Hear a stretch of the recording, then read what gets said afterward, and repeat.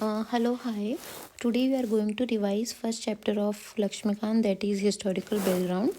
And in this chapter we will see what steps have been taken by Britain to control and regulate EIC after getting Diwani rights in the Battle of Buxar. Okay, so the first act is Regulating Act of 1773. In this act, Governor of Bengal become Governor General of Bengal, and the first Governor General of Bengal is Warren Hastings. Okay, now in the second point is that Governor of Bombay and Madras become subordinate to Governor General of Bengal, and Supreme Court has been established in 1774. Now, in this act, the process of centralization has been started. As you can see, the Governor of Bengal become Governor General of Bengal. Now, after setting up this Supreme Court and all this Governor General, now Britain thought that these two Governor General and Supreme Court will work together peacefully. Okay, but now instead of peaceful cooperation, there has been started conflicts between these two.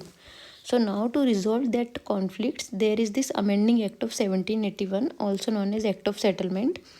In this act, first of all, this Governor General and officers of company has been exempted from Supreme Court, and Supreme Court has been provided jurisdiction over Calcutta.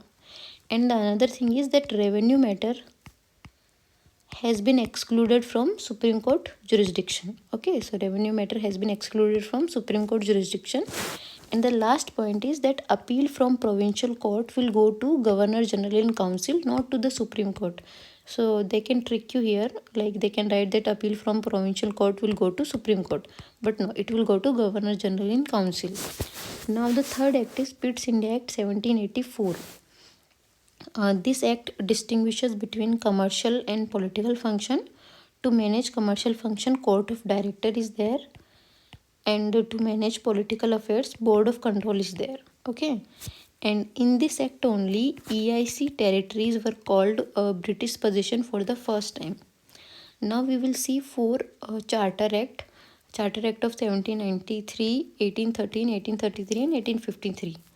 They came after every 20 years. Okay, 1793 after 20 years, 1813 and this. Okay, so now in 1793 there are 2 points. First, this act has extended the trade monopoly for another 20 years, and the board of control will be paid out of Indian revenue. Okay, there is okay, in 1813 the important point is that it abolished trade monopoly of EIC, but it intact the trade monopoly in China and trade in tea. Okay, so here the monopoly is there, but overall it abolished the trade monopoly.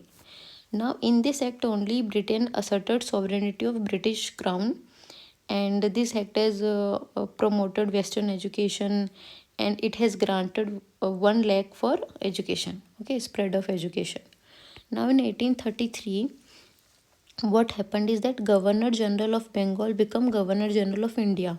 So the process of centralization which has started here in 1773 has reached its climax in this 1833. Now Governor General of Bengal become Governor General of India. So the climax has been reached, and the first Governor General of India is William Bentinck. Okay, now the centralization has reached its climax, and now in this act only it has decided that there will be no commercial body. This EIC will work as purely administrative body. Okay, no commercial function will be there. This act has attempted to introduce open competition system. Okay, now the last charter act, that is 1853. The important point in this act is that first time legislative and executive function are being separated.